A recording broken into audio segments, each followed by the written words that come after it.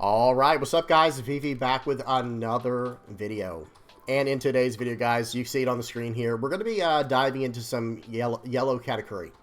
Specifically, two new cards coming out of ST20, which is just a week away for us in the West, guys. For the time you're recording this video, a week away from us in the West. ST20 is coming out, and there's two cards in particular I want to talk about, I want to go over, I want to analyze and check out. And that is 6-Lin and 5-cost Katakuri. And we will go over that more as we get into the video, don't worry. But with all that in mind, we've got a lot to cover in today's video, don't worry. We've got a whole lot to cover in today's video. First things first, let me give you guys a quick rundown. The first thing we're going to do is we're going to hop over to the lab and check out a game of Gecko VS Enel. That should be very interesting. That's actually probably going to be a very tough matchup for both players. Probably a pretty even matchup, but we'll see how things go in the, with what was submitted on the lab. After that, we're going to head over to some spoilers. That's right, we've got more OP10 spoilers. We're going to be talking about some Punk Hazard cards today, guys, so that should be pretty exciting. After that, we're going to head over to OnePieceTopDecks.com and kind of see how Katakuri has been doing in OP08 and OP09, like 08 in the West and 09 in the East. It's actually, guys, it's still showing up every now and then in local areas and like probably smaller tournaments, but the leader's still pretty solid. So we'll be seeing how people are building it, because I built Katakuri very differently, and you'll see that in today's video. I just kind of put my own spin on the build to try out these new cards, the 6-cost Lin and the 5-cost Katakuri. But we'll see how people are building the deck currently, if there's anyone out there who really likes Katakuri still. And then we will wrap up by checking out the deck list, on the deck editor and the sim, and I'll give you guys my final thoughts from there, and we'll kind of talk about it, break it down, and finish up like that. All right, guys, you know what you're getting into. If you guys, as usual, I'll have everything time-stamped in the general description. I will have all links and deck lists in the comment section below. And, yeah, if you guys have any comments, questions, or suggestions, please don't hesitate to put them down in the comment section. Now, let's do this. Let's dive straight into it. First things first, guys, we've got the VV Lab. Now, for any of the new listeners out there, what is the VV Lab? This is at the beginning of each one of my videos, I try to include this portion we call the VV Lab. And in this, in this portion of the video, in this segment of the video, what we're trying to do is break down a community submitted game. So this will not be me playing. This will just be, a random person in the community who submitted their game for me to review, and we can kind of talk about some, maybe some alternate plays. It kind of works as like a coaching, like free coaching, if that makes sense, for a single game. Now, if you are interested in me reviewing one of your games, no problem. All you have to do is record the game you want me to review, upload it to YouTube, and then hop over to the VV Theory Discord and post the link in a channel. I have a channel in there called Review My Game. Review My Game, okay? Post the link to the video in there. As soon as I see it, I'll give it a thumbs up, and then you get thrown in line. And then whenever it's your turn to go up, whenever it's your turn, it's your turn. Okay, so with that in mind, and if you have any questions on that, if you're a newer player and you need like any kind of help setting that up, or you don't know what I'm talking about, all of that is free, guys. And notice the privacy. You don't know who's playing this game right here. I have it all completely bordered out. Guys, sometimes I have to make a custom layout, or overlay, I guess is a better word for it, a custom overlay for each one of these. I have 25 different overlays for all the different resolutions that people record in. So don't worry about any of that. You'll have the full privacy if you're just trying to learn something and you don't want no one to know. You want that, anonymity. I totally get it. So now that we got that out of the way, let's dive into today's game. So again, if you have any questions, you're a new player, just say something in the comment section below, or hop on the Discord, and you can, that's the easiest way to get in touch with me. Now, I don't know why I took my glasses off. We can actually get into this game now. We've got Gecko VS Enel. So the volume is off. Let me make sure the speed is on 2x. It is, and the quality is as high as it will go. And here we go, guys. Okay. So real quick, let's see who got to go first. It looks like the Enel player won the dice roll, and they chose to go first. So Enel chose to go first. They mulligan their first hand. They get one done, and they pass. So why would they go first, you might be asking? Because typically speaking, I think Enel wants to go second. Excuse me. However, it doesn't have to. It's one of those decks. Enel's one of those decks where you don't have to go first or second. But going first actually does have an advantage where you get straight to your turn 3 Gadatsu or your turn 3 Nami, depending on what version of Enel they're running, which can help them pop the 4-cost and lower characters that just got played. And another thing, for those who are not aware, for some of the newer players, A 4-cost character is actually a very, you know, how do I say this? That's kind of the very first character you see that enters into the mid-game area. Those become your prime targets, is these like 4 to 6 cost characters. Because of the way removal is in the game currently, those are characters that have a very high impact on the board that early on, but they're also kind of still easy to remove because their cost is low enough. So playing out first for Enel is a big deal because they get to go turn 1 pass, turn 2 they get to attack right away if they need to, and then turn 3 they get to drop Gedatsu down or the 5-cost Nami and get rid of whatever their opponent played last turn, and now they have momentum and they're just building up further and further into the late game. And there's one other reason. For those who have not seen any Gecko Moria action in a while, because he's kind of been laying low lately, hasn't he? The Gecko Moria players, they've been kind of pushed out of the format. And Gecko Moria, though, for those who are not aware, likes to go first. Because when Gecko Moria goes first, they can play out a card like Sindri, which is not on... It's on the board right now. That 1-cost card named Sindri dropped the top 5 cards into the trash, which fuels the leader's effect, okay? And then going turn 2, if they were going first, they'd be able to use all 3 of their first Dawn to swing for 6 and cheat a character into play that costs 4, which is a massive deal because your opponent will only be on 4 their next turn, even though you cheated out a character that costs 4. So here we go. Let's see what happens here. So we fill up our trash as the Gecko Moria. I do like that. Another thing I would have considered, one more thing real quick. I'm sorry, guys. I know this has been a big introduction to this game here.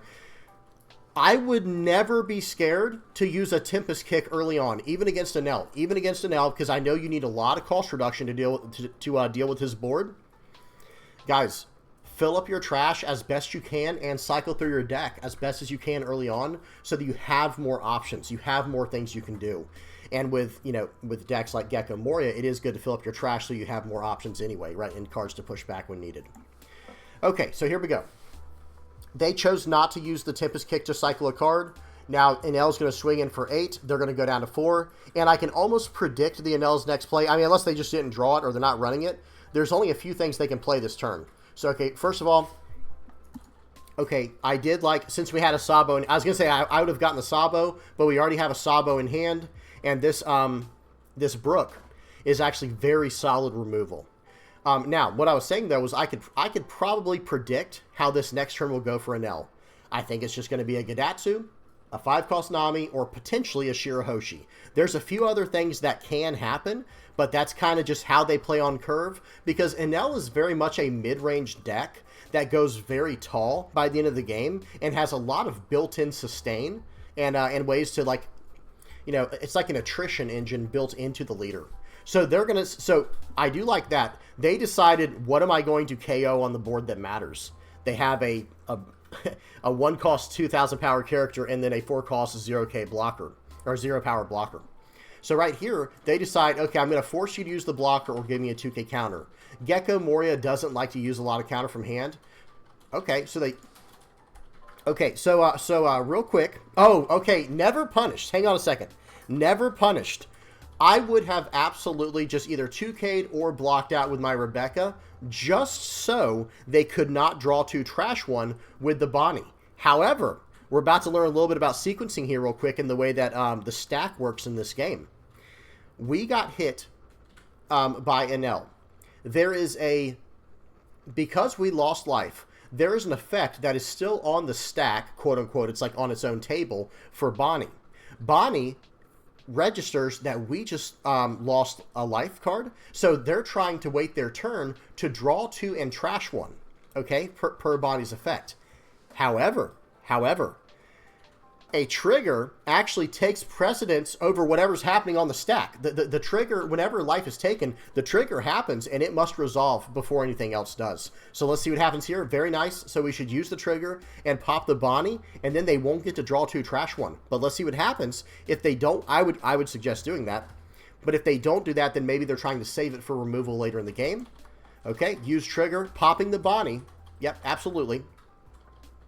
It looks like they're just reading it to confirm what we're saying. Pops the Bonnie. They do not get to draw 2 trash 1 now. That was actually really nice for us. That was kind of the best of all worlds, where we didn't have to lose a card from hand. We didn't have to lose a blocker. They didn't get to draw 2 trash 1 after developing a body. So going to play out the Sabo here. Now we're safe from any kind of removal anyway, you know, from the Gidatsu. And now Gidatsu can't pop anything that matters anyway. The only card that it could have popped potentially was the Rebecca. And they never played it. So I will tell you right now, if the Enel player had a Gidatsu in hand, they absolutely wasted last turn. It was just a bad call to not use Gidatsu. Because we still had 4 life at that point, right? Where they could have used it to pop the Rebecca, establish a 6k body, and then swing in from there. So swinging in for 5 here, I would probably just use the, I think I would just use the Sabo here, and then if he swings in with a, so what's happening is they see that there's 7 Dawn left, so they think it's going to be a 7 cost Enel, which it might be. And that's one thing too, guys, understand, I do not pre-watch these games. I have no idea who wins this or how this game's going to go, but I would have just countered out with the Sabo, so I could have saved a card in my hand, and then when they go to attack in, you can, if they have a 7 cost Enel, if they go in for your board, you can use your 0 cost Rebecca, filling it up in your trash for your Gecko Moria. I understand the logic. You're filling up your trash now with the Borsalino for next turn's Gecko Moria, but I would much rather do things in a slightly more cost-efficient or card-efficient way, because that's a big deal. Value is the name of the game against Enel. Enel generates a lot of value from their life regain, and their triggers. Okay, so let's see what they do here. Let's see if they actually play out the 7 cost Enel, or if they have some other play. Yep, 7 cost Enel, very nice. I would just give them the 0 cost Rebecca. Absolutely, that's the right call in my opinion. Okay, at this point here, what are we going to do? Okay, they have 6 cards. Yeah, I like this. They're mousing over. Okay, pause. I don't like that as much, but they'll probably take it, right? So hear me out real quick. I actually like playing the Isho first. If you're going to play the Isho at all, we'll see what happens. Maybe they're going to play out a Gecko Moria. I have no idea. But Isho says that if your opponent has 6 or more cards in their hand, on play, if your opponent has 6 or more cards in their hand, they have to trash 2 cards at random. Okay? So I would play it out when they only have 6 cards, because you have a higher chance of hitting a better card, right? Because they've probably been trying to fix their hand this whole time, countering out as they need it or whatever. And I know that, you know, they haven't really done much of that this game, but you get the point. Still, it's getting rid of the cards they kept. So let's see what happens. We're going to swing for 5. And now if they counter out, then it gets really ugly. Because if they counter out right here, they force us into a Gecko Moria. So let's see the cards that went, unfortunately, so I can't. Let me see if they click on the trash. I was hoping they would click on the trash to see what was behind that Frankie, because they lost a 2k counter from the Isho and 1 other card. Let's see if they end up clicking on their opponent's trash. They probably won't. But that's okay. All right, and then we do pass the turn. We don't swing with the Sabo. I do like that as well. And we're pretty much good to go. That's pretty nice. Okay, let's see what happens here. It is a 9 Dawn turn for the Enel player. At this point, they're probably trying to just drop down Yamato. That's what I would drop down Yamato. I would drop that down and pop the Sabo immediately. That's odd. So they actually just swung for 11, swing for 10. They kind of did. They should have swung for 10 and then 11. But that's odd. That's very odd. So we did lose a blocker for that. And they are trying to rush us down. So there is something to be said there. And they're at 3 life. So they're not at any jeopardy of losing this game anytime soon. So real quick, let me tell you guys what I would do before we. So I paused it. And I will tell you what I would do in this situation here. Like me personally, I would attach 1 Dawn to my Isho and swing 10 into the 7k Enel. If they choose to trash a life, that's perfect. That's perfect, because then we can actually just get rid of him with the Brook. Okay, that's how that turn would go. And if they just let it go, okay, perfect. Then we just develop a Gecko Moria, pulling back some valuable cards. Right? Or we can, if you don't want to do that, there's also brand new. We have a lot of plays we can do from there. But remember what Isho does when you attach a Dawn. He gives everything on the board -3 cost for the turn on your opponent's side. So that's a big deal. That Isho is a very powerful character against Enel. So let's see what happens though. Okay. Looks like we're going to Tempest Slice. Okay. Yes. Excellent. So they're attaching 1 Dawn to the Isho. Well, don't KO yet. He doesn't know you have the KO. It looks like they're considering using the Brook now. We'll see what happens. I'm not sure exactly what they're trying to do. So, all right. So whatever they're looking for, let me explain something real quick, guys. I would swing 10 into the Enel, because there's a chance they just let the Enel go, where they don't lose any life and they just let Enel get KO'd and they go to the trash. Then we get to save the Brook for a bigger threat. And then we can develop our Gecko Moria and just go very, very wide on this board. And notice we do have blockers in the trash we can use, like Borsalino. And we do have... We do have a Helmeppo. Not great. It's too bad we don't have a Brook in our trash. Or, excuse me, a brand new. That would be ideal. But let's see what happens here. I would just suggest swinging 10 into the Enel first and see what your opponent does. Make him tell you what he wants to do. As opposed to trying to, like, do something, you know, trying to do something we can't control. Swing 6. Okay. Excuse me, guys. I got to clear my throat in a minute. So we're swinging for 6, paying 2, using this this Hogbacks effect. We're turning 2 cards, and it looks like we're going to snag a picked no cards. Something must have happened there. I'm not exactly sure. Playing out the Brook, which would trash this guy, they might choose to trash a life here, and now they're going to probably save it with with a double 2K counter. Okay, so now they're going to go 2K, 2K. If they don't, then it makes no sense why they saved it. Excuse me, guys. Something tickled my throat. I'm not sure what's going on. If they let this go, it doesn't make sense why they did what they did. I mean, I guess it still acts as like losing a life, but then you don't get access to the trigger. So 2K, 2K, they save the Enel. So, all right, so pause. Real quick, the way that this should have gone, in my opinion, is like I said earlier, you attach the 1 Dawn to the E-Show. That's fine. Your opponent's going to expect you to use that effect anyway because it's built into your character that's on the board. And it's a 1 Dawn investment. So swing 10 into 7. If they give you the double 2K counter, nice. Now from there, we can still hit it with a Brook. And they don't draw any cards from their life. I got to clear my throat real quick, guys. Give me just a second.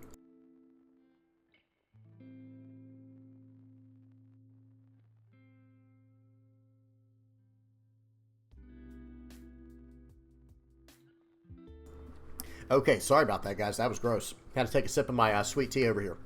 Now, like I was saying, if you just swing for 10 into the Enel, it's going to force the 2K double 2K counter. And remember what just happened when we swung in with our leader. We might have given them a 2K counter. Like, let me see something real quick. So let me get back to where we were right here. Yeah, so something happened right there. We definitely messed up something to do with our yeah, we messed up with our leader effect, where we didn't get any cards back from the trash, and we just set cards to the bottom of our deck. So that was a small blunder. They just got a card from their hand. It was a draw 2, trash 1 for Bonnie. See, so that's why that was a really unfortunate thing to happen. Because hear me out. So watch this. So now we swing. So we KO we trash the Enel with the Brooks effect. Now we could swing for 10 with the E-Show. Now hear me out. If we had not swung with our leader yet, right, and we have not played out Brook, we have 9 Dawn left, and they don't get to draw 2 trash 1 for the turn with the Bonnie's effect when they took the damage from Gecko. What could have happened there is, okay, let's just swing 10 into an L. Show me what you're going to do. 9 times out of 10 in that situation, when they only had the 6 cards or whatever it was in their hand, you know what they're probably going to do? They're probably going to use the effect on Enel to trash the top card of their life. And guess what that was? It was a Bonnie. Then we can follow up with a Gecko, excuse me, with a, what's his name, Brook. We can follow up with a Brook, and now they lose the Enel. They can't save it because they already used the effect. Excuse me. Then we can attack it with our leader if needed from there. So that's just one thing I would try to watch out for in the future, is forcing your opponent to respond with as little resources as possible. If we can force our opponent to give us a response with only 1 Dawn versus 9 Dawn, let's do that every time. Let's do that every single time. Okay, so they 2K counter, they 2K 2K to get out of that 11K attack into a 7K body. And we're actually in a little bit of trouble now, because now they're down to 1 life. They're down to 1 life, and now they can start generating massive amounts of value from cards like Yamato. Actually, Yamato, they won't get too much value because we're down to 2 life, so they can't pop anything relevant. Okay, but they're going to swing for 7. Okay, we do have a 2K 1K, and this is looking kind of... Okay, this, I don't know who wins this game, like I said, guys, but 2K 1K gets out of that. Okay, I do like that, but now our E-Show's in trouble. Okay, he's not even... This guy's going for blood. So this guy smells the blood in the water, and they just go ahead and remove our E-Show with a Rygo. Okay, now this turn, hear me out. Okay, I like what's going on where your mouse is. I like that we're looking at maybe a Tempest Kick to get rid of this guy in some way, shape, or form. But hear me out. I think this is a Gecko Moria turn. I'm not sure what is in the trash. I do need to know what's in our player's trash. I don't know off the top of my head. But I would be attaching 1 Dawn to my Brook this turn and swinging for 7 into the Enel. That would be first things first for me. However, and let's see what he does. Does he want to trash a life card to keep it alive? Well, then I'm going to swing 7 into it multiple times, right? I might not even develop a blocker. I might just be able, since I have 1k counter, I know I can get out of a 10 cost ace rush because I can just 1k counter out of the leader effect. But if they have another Enel, then it gets really complicated. Whatever the case is, I would definitely swing 7 first things first into that Enel and see what my opponent's response is, just so I have somewhere to go from there. This has been a really good game. I'm glad whoever submitted this did. You know, awesome content here to like go over and to learn from, because Enel's a very tough matchup and Gecko Moria is a very intricate deck to play. Okay, so swinging for... So I would have just swung 7 into it, I think, but 9 works too. But now they'll for sure let it go, and if that's what you were trying to do, that does make sense. So that's probably fine. Because now they're thinking, okay, I have to trash a card from my life, and I have to counter out for 3k to survive. Not doing that. So that worked out just fine. But now we're stuck in the same predicament I was saying as before, is where we don't have a blocker. So if they choose to drop down another Enel, and they go swing 7, or what would it be? It would be swing 7, swing 8. We're just done for, right? We have no way to get out of it. But they don't know that. They don't know that. Let's see what happens. Okay, so they draw a card for the turn. We're just waiting for our opponent. They're going to swing for 5. We have no counter. So they know what that means. Okay, yeah, let's draw a card with that. And now they're probably just going to drop down ace, swing 10, GG. Okay, well, that was a great submission there. This game was highly educational, I feel like, especially in terms of like when and where to attack against certain board states, right? For example, we had a situation right here that was like the main teachable moment in this entire video. Think of the game like this, guys. This doesn't just pertain to Enel versus Gecko Moria. Get as many responses from your opponent as you can with as little resources dedicated as often as possible. So in other words, what I'm saying there is, okay, our opponent has 6 cards in hand. If I swing for 10 into this Enel, and they give me 2k counters, well, I'm not dropping Brook anymore. Why would I drop Brook now? I can't remove it, right? So with that in mind, excuse me, and also swinging into the leader, let's say that for the very end. Let's say that for the very end or before we make our fully committed play. For example, like I said, so we have 9 Dawn left, swing 10 into the... In fact, what you could have done is you could have just attached 2 Dawn to Isho. So swing for 11 into 7 and say, how bad do you want this card? Do you want to give me 3 cards from your hand to save this card? Or do you want to get greedy and use your life now to save it? Then we remove it 100% for certain with our, with our Brook, and then we can establish a brand new on the back end of that, and we don't even have to swing, because they lost a life for the turn by saving it the first time from our 11k attack. You know what I'm saying? Hopefully that made sense. And that is one of the #1 things I'm trying to do when I play any deck. If I'm playing whatever deck I'm playing against whoever I'm playing, doesn't matter. I always want to see what my opponent is going to tell me with as little resources invested as possible. Okay, guys? Awesome game. I don't want to spend too much time on this one, but this was an awesome submission. Good stuff. And great game. Great, you know, that was a very, very tough matchup. Now, give me just a second to get set up, guys. We do have some stuff to talk about. We got to look at some spoilers. We got some spoilers to go over now. Okay, let me go full screen with this. Let me turn off the overlay, and here we go, guys. All right, so spoilers. You have been warned. If you do not want to see any OP10 spoilers and you're from the West, I understand, but we do have to talk about some spoilers now. First things first, first card we got up here. These are going to be Punk Hazard will be the main theme of today's spoilers. And check this out, guys. First card up is Monet. This is a red character, 2 cost, 3000 power, Punk Hazard, Don Quixote Pirates, counter 1000. Activate main. So it's a 2 cost, 3k, 1k counter. So it's already in the realm of playability per its stat line and probably its types. We'll have to see, though. This is a red character, by the way, guys, not green. I know a lot of people are used to like green or like maybe blue Doflamingo cards, but this is a red Doflamingo card and Punk Hazard. Activate main. You may rest this character. Give up to 2 rested Dawn cards to your leader or one of your characters. It can be any character, by the way. It doesn't have to be Punk Hazard. So that's very relevant information. Very good to know. Then give up to one of your opponent's characters minus 1000 power for the turn. Okay, all right. So I'm looking at this. Okay, you guys know me, right? You guys know I'm a red, yellow, Sabo main. I'm actually a very big fan of this card as an early play, as a turn one play going second. And it does matter. It is actually very relevant, you know, for those who are not aware. You know, like this kind of effect can do a lot for Sabo. Now, we can't push it to our life, unfortunately, because it is not three cost. But not a big deal, right? That's not a huge deal. But something like this could give us access later in the game, actually, not even as an early play. Let me take that back. It may not even be that great as an early play because it's so easy to remove. But as a later game play, for 2 Dawn, I can shift 3,000 power. I normally can only shift 2,000 power with 2 Dawn, right? Attach 2 to my character, he's 2,000 over. But by using this character, I can develop a body and shift 3,000 power. So now my opponent has to attack into this character that's rested if they want it gone, and I got to go plus 3,000 with only 2 Dawn. So I think this is an extremely cost-efficient character. I don't think it's broken or anything like that, but I think it's a very solid character.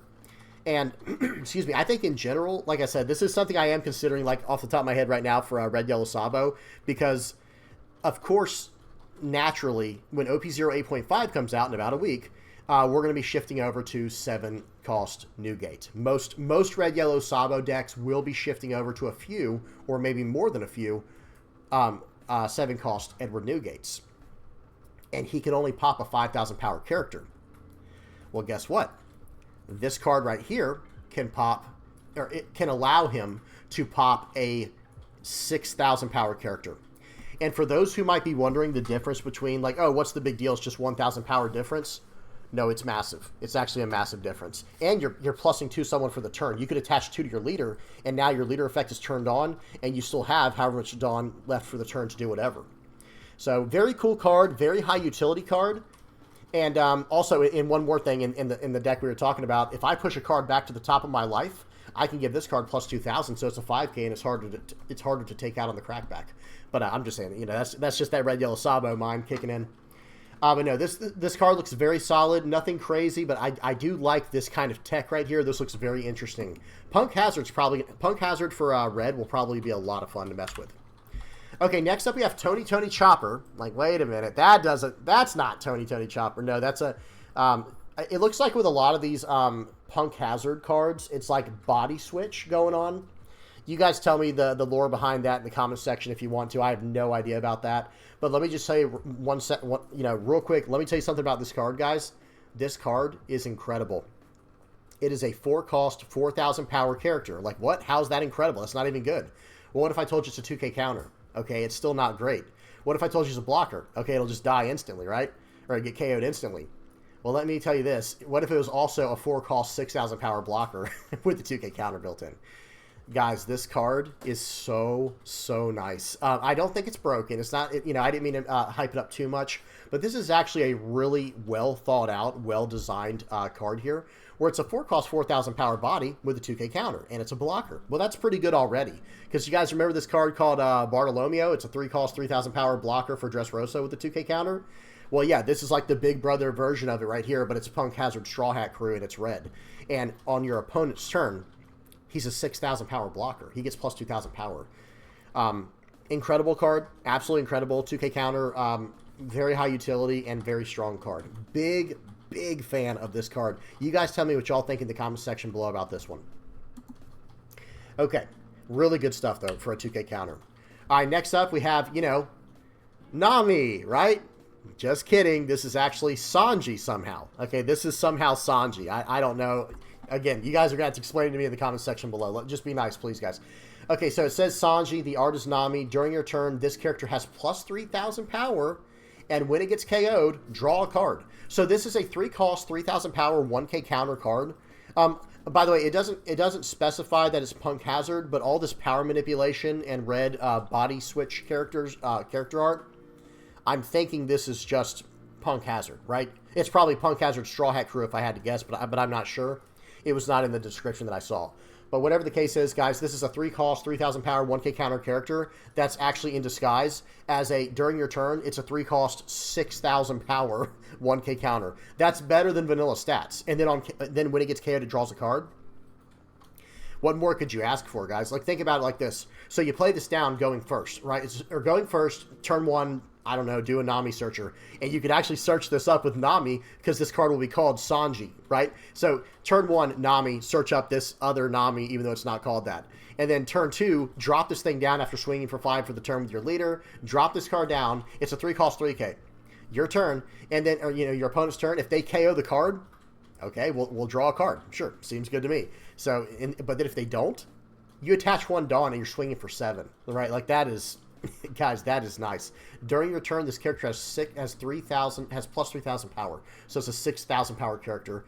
Really big fan of this card. The art looks incredible. I love the that winter, you know, that winter coat she's got on, and then she's got the, you know, the hair is just blasting in the Arctic wind. Looks awesome. Looks great. Okay, let's keep going.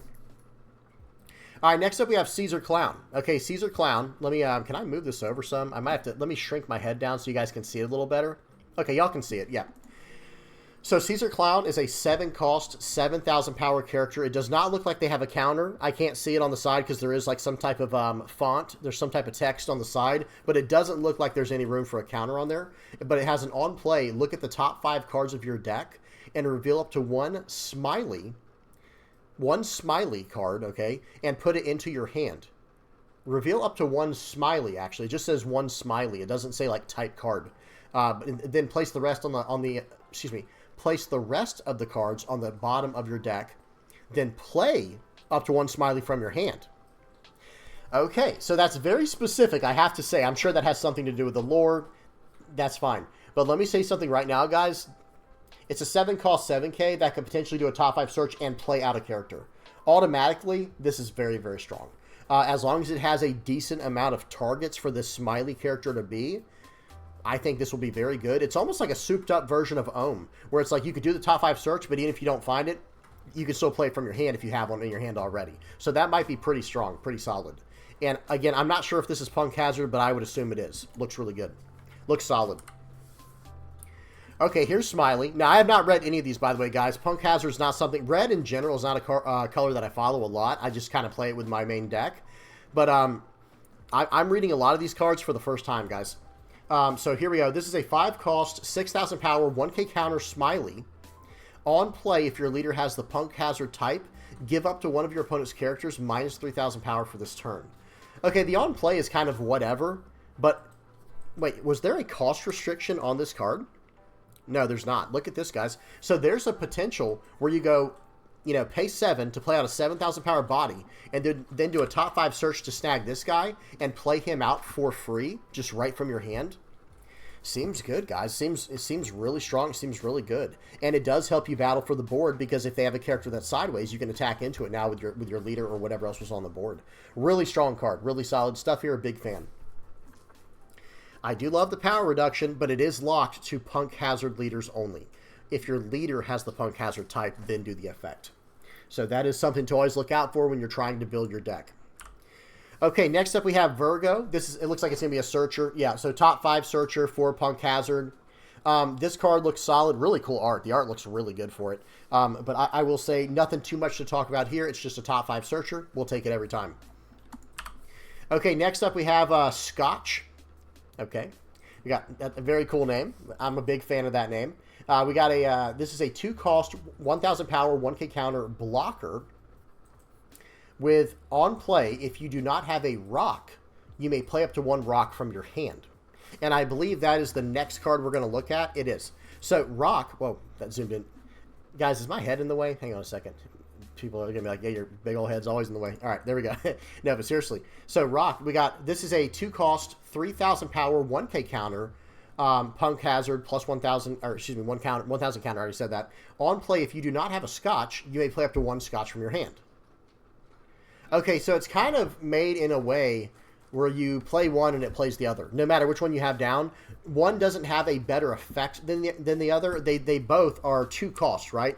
Yeah, they're both 2 costs, and they both play each other out. But you can't just like string them all together, because notice it says if you do not have a whatever the other one is. So you'll only be able to play out the one, right? Pretty cool. I guess it's a good way to fill up your board. But I feel like when they're really small characters that fill out the board like this, they feel kind of gimmicky.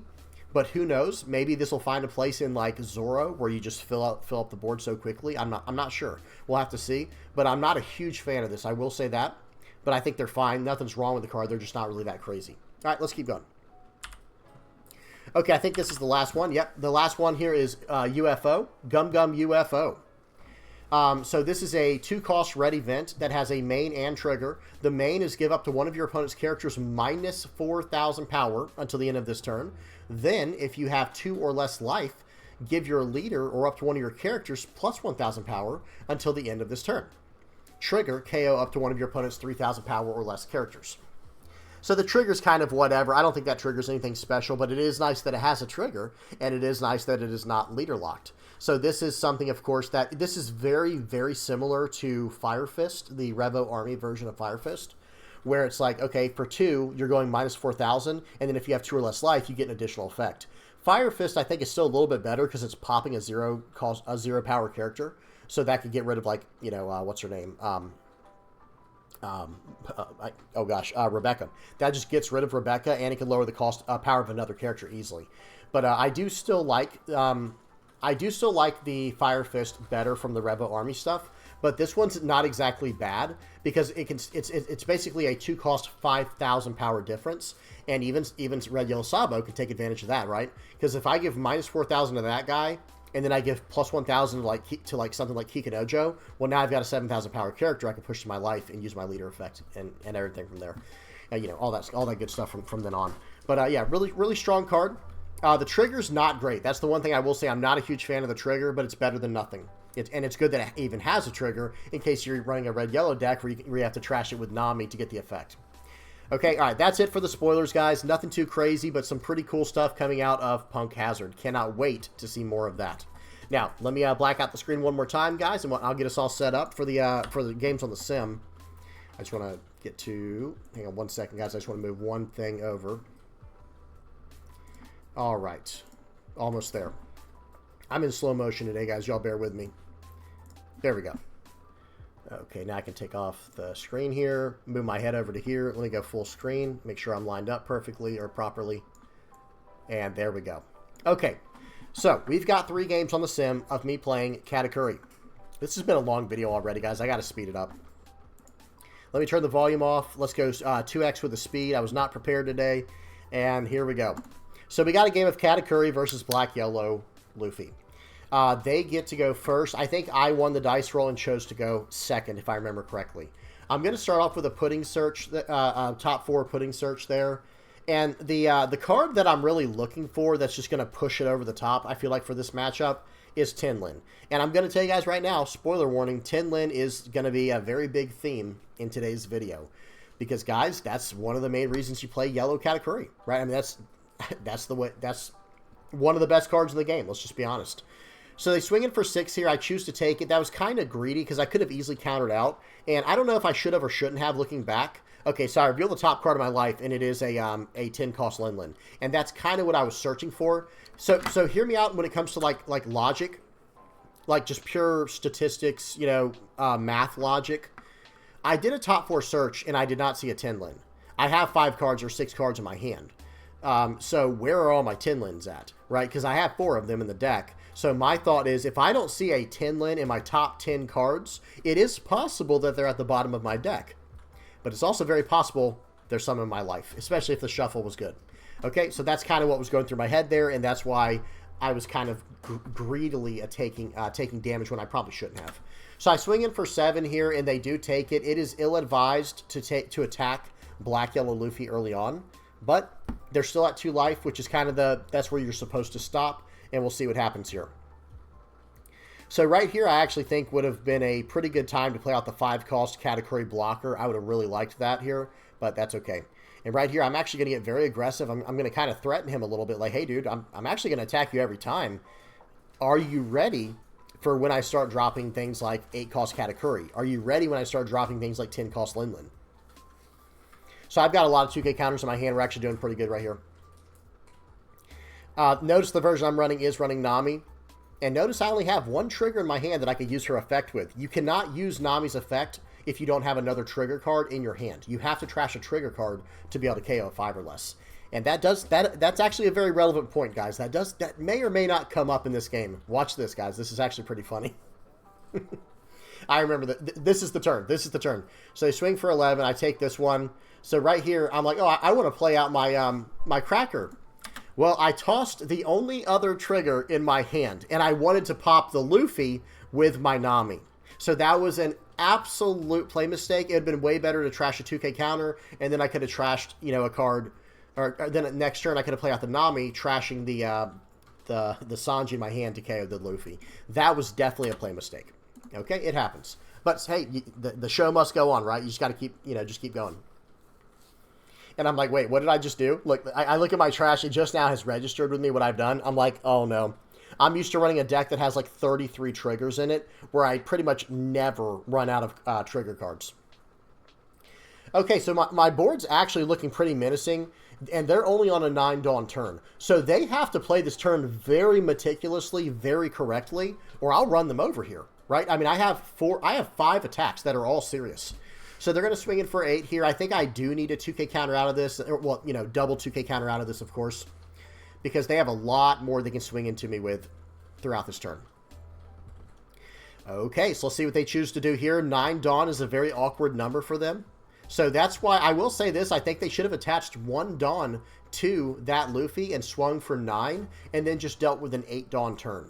So they're going to play out a 5-cost character to get to the even number Dawn, which does make sense because it makes sense with the 2-cost characters in their deck and the 2 costs required for their leader effect. They're going to KO my my Charlotte Cracker, drawing a card from that effect, playing out a bunch of stuff here. They get another 5-cost Luffy that can pop characters, and they have 1 life and 7,000 power. Okay, so let's see what we do here. So again, I need to push the board a little bit here, and I want to do it with as little resources as possible so that I might actually be able to play out a 10-cost Linlin. So let's see what happens here. So I think the first thing I'm going to do is swing for 8 into the leader, saying, hey, how would you like to give me a 2K counter? Or would you like to give me your last life card? Then I'm going to swing all out, right? So, and that's what ends up happening. I'm doing a little bit of math here. I'm like, okay, swing in for 8 into 7. If they choose to take this, I would have actually gone all out this turn and swung for like 8s across the board. You know what I mean? Hopefully that made sense. 8s and 9s and stuff like that to just dump their hand, and then I'm just going to try to survive the crackback. So instead, they actually do use the blocker. So I'm going to trash their top life card with my 10-cost Linlin. I'm going to gain a life, and I'm actually doing pretty well here, right? I'm actually in a pretty good spot. They're in a very dangerous position. And what are they going to do? They have to. In my mind, I think they have to get rid of Katakuri, or I can just win no matter what next turn. But I've got a lot of cards in my hand. I've got a lot of, like, I've got 2, 4, 6, 7, 8.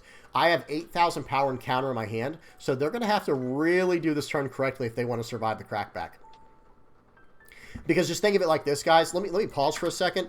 You need to think of this situation here, like if you're playing against Black Yellow Luffy and you have a 10-cost 12K on the board. That is every attack that is either a blocker or a life. Very rarely are they going to choose to go 2K, 2K to get out of that, right? Double 2K to get out of one attack for Black Yellow Luffy is crazy talk, right? They would much rather just go, okay, let me use a blocker and get it back next turn. Or, you know, or just lose the life card and then, you know, go about things that way. So they're going to swing 12 into 8. And I'm like, you know what? 2K, 2K, 1K. What are you going to do now? You know, I'm basically daring the guy, right? I'm like, hey, go ahead. Let's see what you've got left here. So right here, now they have to make a very serious decision. They're going to go 8 into 11. And I'm like, all right, now I have to let it go. That did save me a life, okay? And I still have my 1 large attacker. Now, with this attacker, I have a very specific target in mind. That one, okay? That Luffy right there. Like, I'm going to swing 12 into 8. He'd have to give me 3 cards from hand to save this, or he's going to have to give me his blocker. Okay, he gives me the blocker. No problem. Now I'm going to swing 10 into 8. Let's see what he chooses to do here. And I looked at my top life card. Oh, what was it? Hang on one second. Let me see. It was a beige. Okay, so I know I've got a beige on top of my life. I know they're in trouble now. They can't just go for lethal next turn. They go 2K, 2K to get out of it. They only have 2 cards left in hand. And look what I'm about to play, guys. You want to go for lethal? If you want to go for lethal this turn, I've got a 5-cost 6K blocker. I've got a beige on top of my life. I've got 4K counter in hand and 3 life. Yeah, one of the life being a beige. And who knows what the other 2 are. So it's like, okay, I kind of have them in a horrible position here. Absolutely terrible position. What are they going to do? There are outs, right? Like maybe they have... Actually, let me see what was in their trash. I see one Gecko Moria in the trash. I don't know how many... Gecko Morias are in their trash. I only saw one from what we just saw, but there were still more cards in there. And I don't know what's in their hand. They have 2 cards in their hand. Let's see what it is. Okay, they just paid 4. Oh, okay, they used the Shigan Finger Pistol to pop my Katakuri. Well, now they're not playing 8-cost Gecko Moria, so I don't really care. To be honest, it doesn't matter to me. Let's see what they choose to do here. I have a 12,000 power character on the board. Okay. Swinging for 6, are we? I'm going to take that on purpose so I can shut down their biggest attack this turn, which would be the 5-cost Luffy. They can't play out a blocker now. They have no way of playing out a blocker. They might have a way of gaining life if they have a 2-cost Luffy in their hand, but 7k with 1 card left in hand at that point, you're done. The game's over. They swing it for 7? Sure, I'll take it. I've got a blocker now. Sanji was one of my last cards, and then Cracker. Seems good. We'll swing for 7 into 5. We'll swing 12 into 5, and GG. That was a fun one. Now, they did have Gecko Moria in hand. I wonder if they would have done that differently after seeing how that turned out. I think probably their best play would have been maybe play out the Gecko Moria, get rid of the life card, because he could have done it with his 5-cost 6k buff Luffy. He could have cleared up his life in that way, gained life, or whatever he had to do, and maybe at least get a blocker down. But here's the thing. What now? You know, what are you going to do? What are you going to do? Like, once you get down the blocker, you're still facing down 4 legitimate attacks. 4 attacks that can actually get to 9.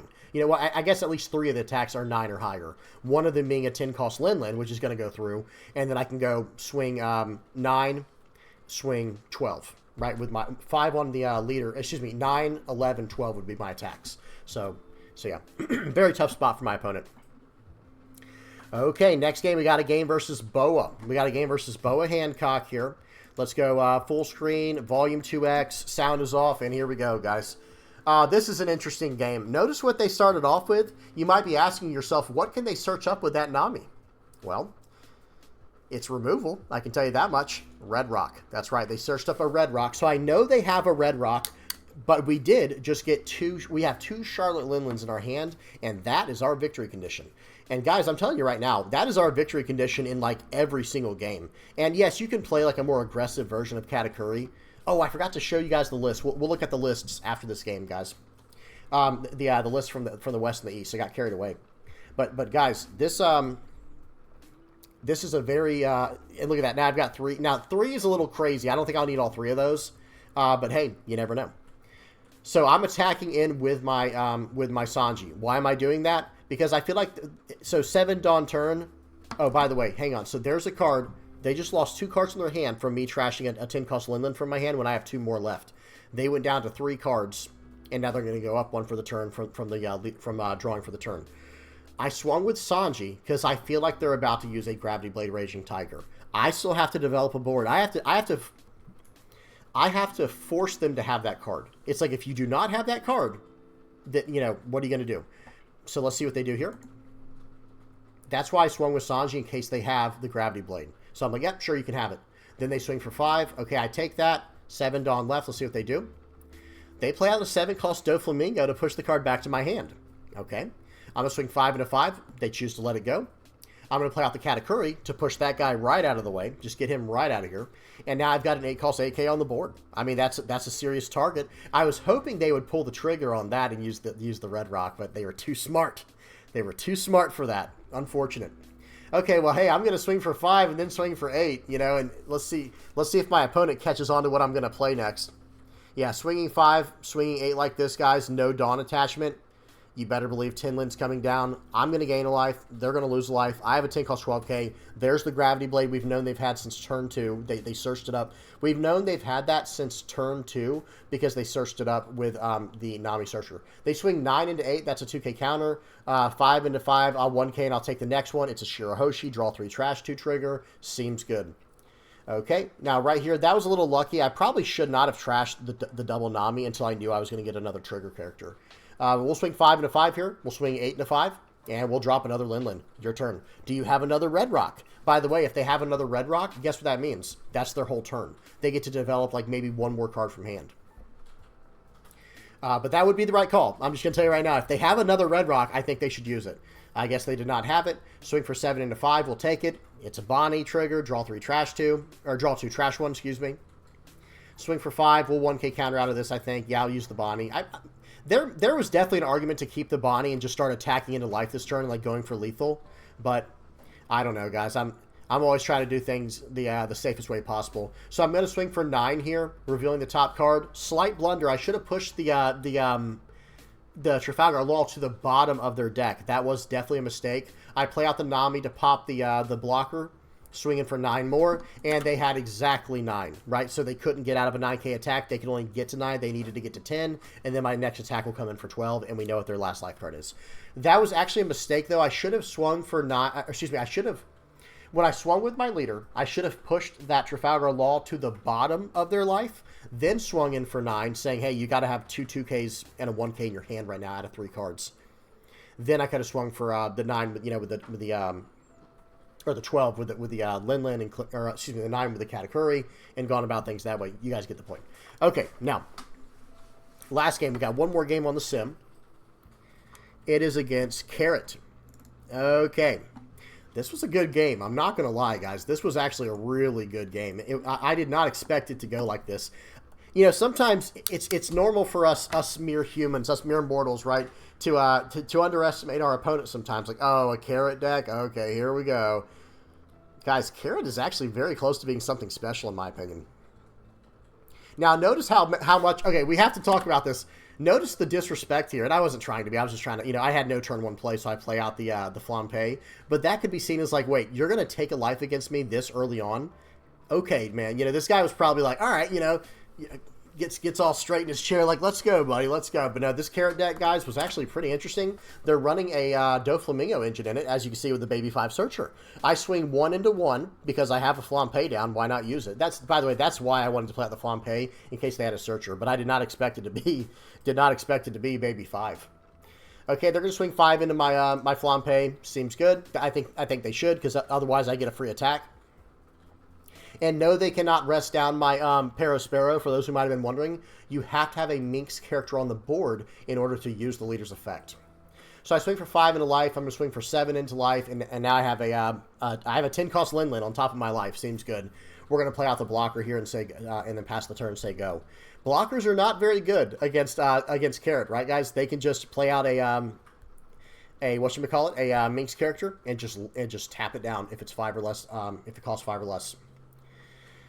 Okay, so they locked down my Parasparrow. They couldn't lock down my Sanji because they had to play out the character first and lock it down in order to rest the character with their leader. So we're going to swing for 7 because I know no character on my board is safe, guys. Not a single character is safe on my board. They can just rest it down. I'm going to swing for 7 here, and I see the Lancelot card or whatever it's called. I just keep it up there.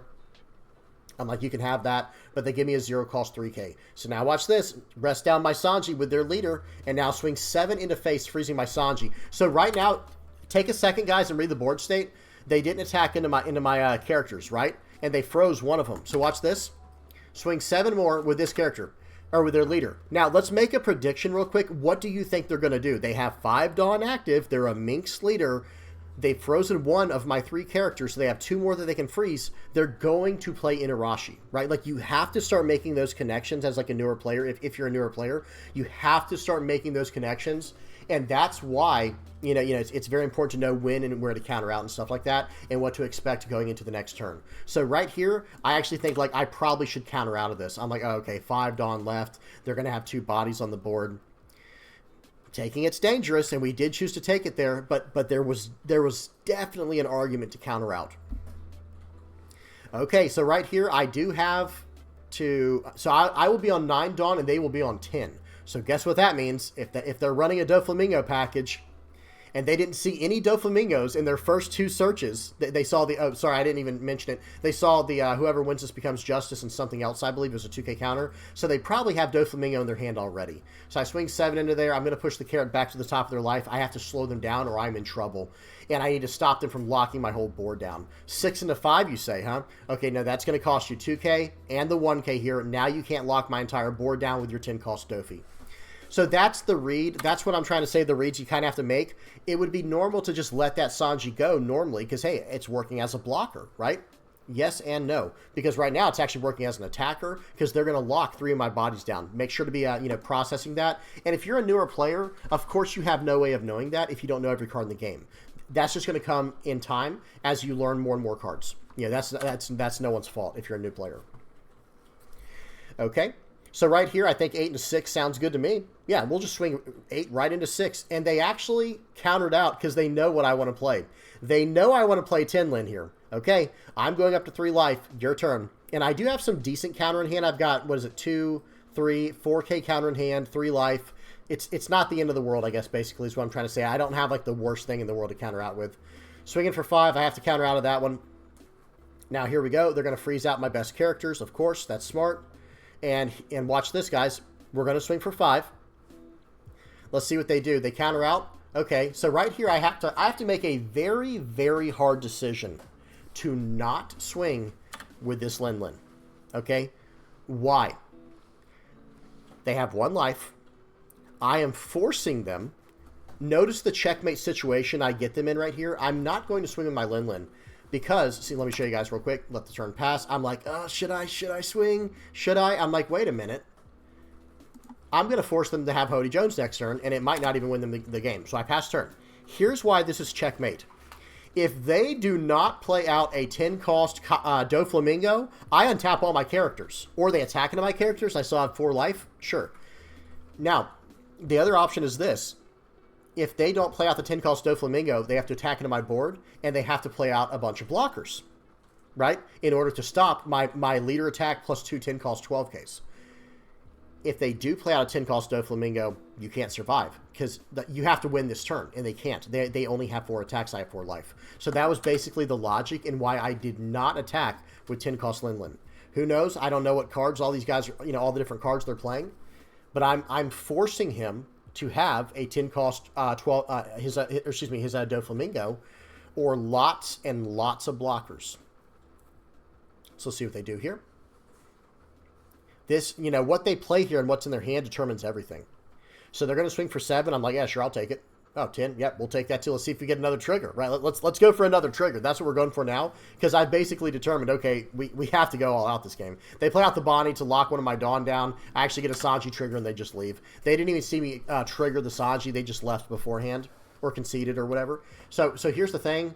Now it was even going to be harder to survive. All they have is a 2K and a 1K in hand. Is Inarashi... Wow, Inarashi is also a 1K counter. So they actually had 4K counter in hand altogether, but that's not even going to stop one of my Linlins, right? It's going to be swing 12, load everything else up on my leader and swing for, it would have been 15 because he locked a Dawn down. So I still would have got the +1, but he locked one of my Dawn down. So good game to that person. That was actually a very interesting matchup. I like the Doflamingo cards. Like, I do like the green Don Quixote Doflamingo package, that whole engine. And it was cool seeing it in Minx. Okay, very good stuff. Now we're going to hop over to the to the decks from the East. Let me, y'all give me just a second here. All right. Here we go. So first things first, this is going to be the stuff from OP09. Let me move my floating head out of the way. There we go. These are the decks from OP09. I'm going to read through them real quick. This was a first place flagship deck. So guys, in OP09, I have to stress that, not OP08, not OP08.5. In OP09, Katakuri is still strong enough that it is winning flagships in the East. Now, no, we don't know how big this tournament was. We don't know how good the players were, but that still says something. That has to say at least something, right? So let's go ahead and run through the list real quick. They're running only 2 Charlotte Pudding the Searchers. Excuse me. They're only running 4, they're only running 2 puddings, 4 Parasparrow, 4 Tinlin, 4 7-Lin, 3 Brulees, 4 Beige, 3 Gadatsu. Big fan of that card. I was not running that in today's video. I basically was trying out the 5-cost Katakuri in its place. 2 Satori, 3 Onami, 3 Kikanojo, 2 Frankies, 2 Monkey D. Luffy's, 4 Namis, 4 Brule, the 2K counter Brule, and the blocker Brule. Very nice. 4 You're the One Who Should Disappear, and 2 Flame Splits. So notice what's happening with most yellow decks right now is that I think they're starting to favor more of the trigger package. And I know they've been favoring that for a while, I understand. But I'm saying, like, it is becoming very prevalent to have the trigger support. Number one, with Katakuri, you know it's coming. So it's actually part of your next turn play. It's like, okay, I see what's in my life coming up, so I'm going to leave that there, and then I'm going to plan around taking this hit, that hit, or the other, and going from there.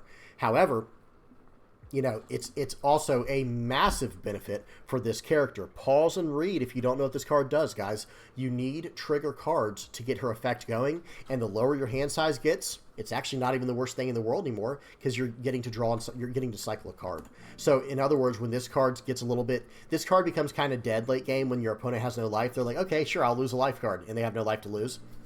So it's like later in the game, if you're down to like very limited cards in hand, it's like, okay, well, I'm going to play out. Oh, actually, excuse me, you can't toss the Nami, or excuse me, you can't toss out the Lin Lin. But oh well, you guys get the point. Later in the game, it does become very powerful. It's unfortunate you can't toss the 7 Lin, because that would just be insane. But that's why I was running Jory Bonnie. And I'm surprised this list is not running Jory Bonnie. I'll say that right now. I understand why. I mean, it's running some really powerful trigger cards. But I actually like the Jory Bonnie quite a bit. Okay, so now let's look at one more list from the West. This is an OP08. Here's the other list. This got top 4 at a almost a 50-player tournament, 48-player tournament. So let's go ahead and read through it real quick. It's running 4 Puddings, 4 Parasparrows, 1 Katakuri, just a singular 8-cost Katakuri. 4 Charlotte Lin Lin, 4 10 Lin, 2 of the 7 Lin, 3 Brule, 4 Beige, 3 Gadatsu, 4 Satori, 2 Onami, 3 Kikinojo, 2 Neko Mamushi, I like that a lot, 4 Flampe, 4 Nami, 3 You're the One Who Should Disappear, and 3 Flame Splits. A lot of people really like this card, and I understand it's a solid card. It knocks down a blocker, gives you plus 1,000 for the turn, main or counter, so you know you're buffing your leader in that way potentially, or a character.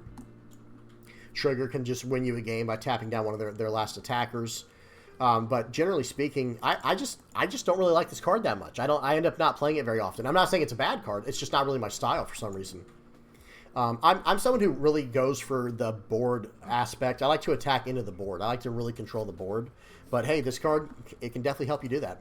And I have to stress again, it's not that I think this is a bad card. I just don't like it in particular. It kind of gives me 200 million volts of Maru vibe, 200 million volts of Maru vibe, and maybe that's how people see it, as like a souped up version of that. Even though it's not as much power increase, it still is tapping down a 4 or less. It only needs, you know, if your opponent has 2 or less life, then you can rest the 4 or less character. And most of the best blockers in the game right now, whether it be Rebecca, Borsellino, or whoever, and even, you know, in OP08.5, Boa Hancock, you know, it can rest down some of the best blockers in the game and help you swing through for lethal. So I do understand it. I get why it's there. But man, something about this card for me is like, this is my get out of jail free card now, because this pops a 5 or less, whether it be early in the game or later in the game. And you can pick and choose when you play this card. You don't always have to just play a card on curve, right? Especially when you're already running Gadatsu. Gadatsu's just going to come out on curve when your opponent has the most life they're going to have, when it just pops when it needs to. So, but that's just me. Now let me go ahead and show you guys the list that I'm running. I was not running these lists. I was running something I made up completely for today's video.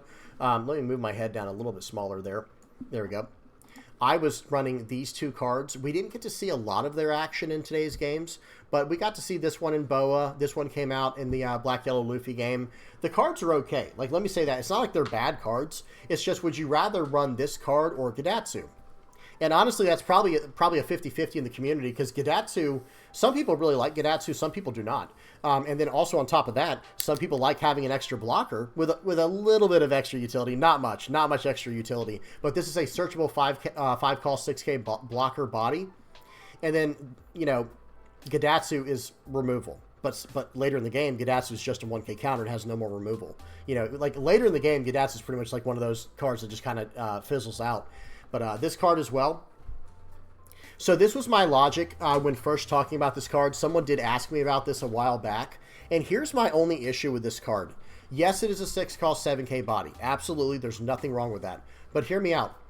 Okay, if you're trying to play this to go for lethal, it didn't make sense in my mind logically. Not that you have to play it to go for lethal. But if, like, playing it on curve, I think this card is actually very, very, very solid.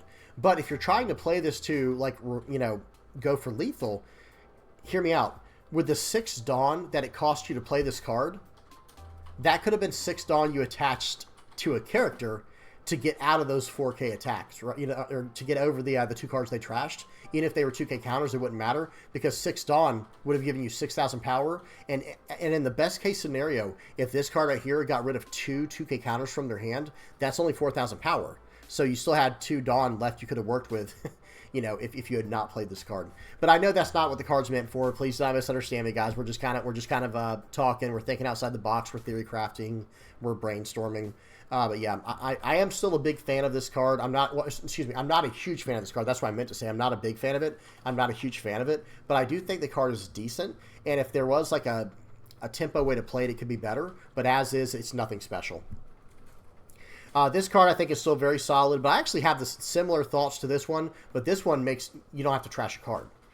So I do still favor the 7-cost Linlin over the 6-cost Linlin, and I'm not saying people were making that comparison like, well, yeah, of course you play this one over that one. It's not about that, guys. We're just kind of talking out loud right now. I'm just kind of thinking out loud right now. But one thing that I absolutely love now within any kind of yellow package is Jewelry Bonnie for card draw, Nami for cycle and removal. I mean, this package right here does so much, and I mention it all the time now, guys. I think this just becomes part of the trio. I think literally we're gonna have like this this girl boss trio in yellow of just cards that have counters. So they have counters, they have triggers, and they develop a body when you play them. And the bodies aren't completely irrelevant, and they all go off each other. Like, look at this, 3, 5, and I would just consider this a 7. Just go 3, 5, 7 with it, you know. And 2, 4, 6 is not as 2, 4, 6 is not as attractive running what we're doing here because the problem is, you know, you can't quite do it, right? You can play this card on turn, or on your 3 Dawn turn. You can play this on your 5 Dawn turn, and then you play this on your 7 Dawn turn, and you have 1 extra Dawn for the turn. But if you go 2, 4, 6, turn 2, you don't get to play this card, right? Turn 3, you're probably going to end up playing this card if you have to, and then turn 4 playing this card, where it's just not as pretty, right? Or excuse me, turn 2, you will get to play this card. I messed that up, guys. I totally...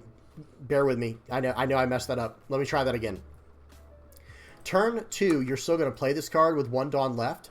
And then turn 3, you're stuck with the choice between like, okay, do I play out Nami or do I play out the Nico Robin? And it will, I guess it does matter. You know, you can change it out however you need to. Because if there's no relevant target on the board, then just pop their life with Nico Robin, right? Just common sense, right?